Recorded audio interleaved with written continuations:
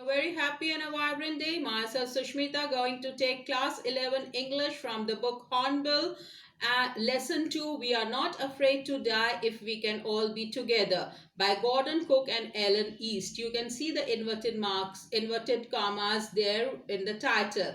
So let's begin. This is the story. If you like, kindly subscribe my channel and don't forget to press the bell icon. So let's start with the difficult words in the lesson. हम इन words के meaning देखते हैं. Honing our seafaring skill. Now honing our seafaring skill means अपने जो सी fairing का पहले हम मतलब देख लेते हैं. It means the activity of travelling. And honing the seafaring skill means it refers to the efforts by the author and his wife to perfect themselves in the sea skills. Mayday calls are emergency calls when we are in the sea. Pinpricks in the vast ocean. This is used for the island which were appearing like pinpricks. जैसे कि सुई के ऊपर का head होता है, उस तरह से islands दिख रहे थे ओशन में. Tousled head means बिखरे हुए बाल. And ominous silence means एक ऐसा डरावना साइलेंस जो कि किसी डेंजर को we are suspecting some danger, the impending danger. एक भयानक साइलेंस या एक भयानक खामोशी. तो चलिए इन वर्ड्स को हमने समझ लिया है. अब हम इसके आगे इस कहानी को समझते हैं. बहुत ही प्यारी सी कहानी है ये, जिसमें फैमिली वैल्यूज के बारे में बताया गया है. In July 1976, the author says, me and my wife Mary, son Jonathan 6 and daughter Suzanne 7, and I set sail from Plymouth, England to duplicate the round the world voyage made 200 years earlier by Captain James Cook. So author और उसकी wife और पूरा परिवार एक voyage पे निकलता है जो कि 200 साल पहले जेम्स कुक ने ली थी.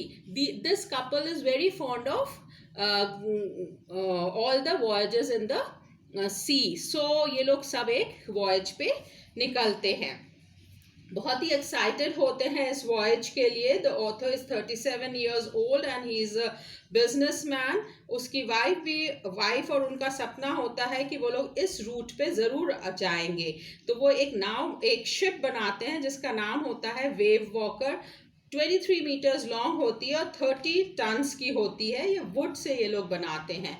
तो इनका जो पहला पार्ट होता है, इनकी जर्नी का जो पहला पार्ट होता है, that was the first leg. It was 105,000 kilometres.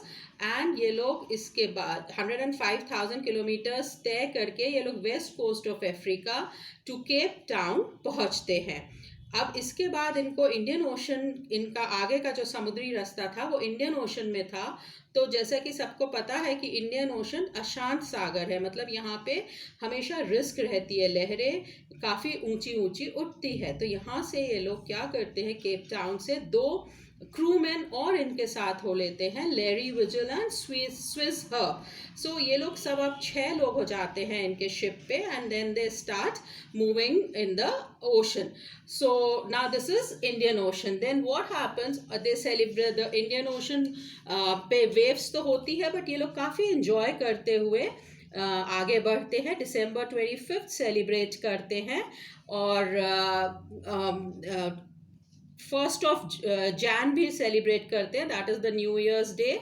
और Jan 2 को इन लोग देखते हैं कि बहुत बड़ी बड़ी वेव्स उठ रही है और काफ़ी डर जाते हैं. और फिर एक बिल्कुल सन्नाटा हो जाता है जो कि इनका इम्पेंडिंग डेंजर के लिए ये इनको समझ आता है कि कोई खतरा अब आने वाला है. उसके बाद तो ये लोग देखते हैं कि एक बहुत बड़ी वेव आती है and it almost capsizes their ship, the wave walker. So then they all start running and they all start saving their ship. पानी उसमें से निकालने के लिए, और जो उसका मास्ट जो कि फ्लैट हो गया रहता है उसको वो लोग सीधा करने की कोशिश करने लगते हैं. And the author is very worried. So he goes to his son and he tells them not to worry. तो उसका सन बहुत अच्छे से उसको बहुत प्यारे से कहता है कि daddy I am not afraid, we aren't afraid of dying if we all be together, you and mummy, Sue and I. तो इससे जो ऑथर होता है उसको बहुत मोटिवेशन मिलता है, and then he again keep trying to take out the water from the ship. और उनका जो हैंड पंप होता है, इलेक्ट्रिक हैंड पंप, उससे वो लोग इस पानी को निकालने में काफ़ी हद तक सफल होते हैं। तो इस तरह 4 ऑफ जनवरी 5 ऑफ जनवरी तक ये लोग अपने फाइट करते रहते हैं मौसम के साथ और अपने सर्वाइवल के लिए। फिर 6 ऑफ जनवरी को they all sit together hand in hand praying कि अब हम लोगों को कोई लैंड दिख जाए ताकि हम लोग उस पर लैंड कर सके। So they all sit together praying to God, and ultimately उनको ओशन में दो पिन हेड की तरह दो आइलैंड दिखते हैं, and they all feel very happy seeing the island. So this was all the story is about, कि कैसे बच्चे अपने अपने पेरेंट्स का हौसला अफजाई करते हैं और कैसे पेरेंट्स अपने बच्चों को सेफली लैंड पे पहुंचाना चाहते हैं. So this was the summary. In this chapter I'll be dealing with summary. मैं summary बताऊंगी और उसके बाद हम question answers करेंगे. So मुझे आशा है आपको ये कहानी समझ आ गई होगी. चलिए अब हम बढ़ते हैं question answers की तरफ. So first question है, list the steps taken by the captain to protect the ship when the rough weather began. मतलब कैप्टन ने क्या क्या एक्शन लिया जब रफ वेदर होना चालू हुआ, दैट इज इंडियन ओशन में. फिर दूसरा है to check the flooding of water in the ship. जब शिप में पानी भरने लगा तो उन्होंने क्या किया. तो इसमें फर्स्ट का आंसर ये दिया हुआ है, in order to protect the ship from rough weather. Rough weather से शिप को बचाने के लिए captain decided to slow down. उनकी शिप की जो स्पीड थी वो 8 नॉट्स पर सेकेंड थी, पर आवर थी, तो उसको उसने स्लो डाउन किया. और फिर उसने स्टॉर्म जिब एंड लैशेस को भी डाउन किया ताकि उनकी जो बोट जो उनकी शिप है और धीरे चले.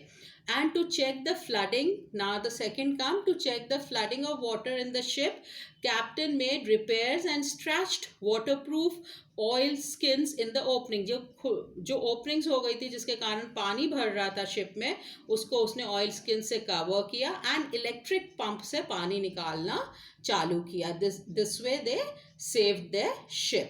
The second question, which is very important, describe the mental condition of voyagers on 4th and 5th January को. 4th and 5th January को उनकी कैसी मानसिक स्थिति थी. Obviously आपको पता है कि 4th और 5th जनवरी उनके लिए सबसे मुश्किल दिन थे. उनको एक मेक का हौसला बढ़ाना था और कैसे जो ने अपने पेरेंट्स का हौसला बढ़ाया एंड सब ने मिलके अपने लिए जीत हासिल की. Then the question 3 is, describe the shifts in narration of events as indicated in the 3 sections of the text. देखिए इस स्टोरी को हम 3 भाग में बांट सकते हैं. पहला भाग, जब वो लोग बहुत खुशी खुशी अपने घर से निकले, केप टाउन तक पहुंच गए वेरी सेफली, 105,000 किलोमीटर्स का उन्होंने जर्नी किया.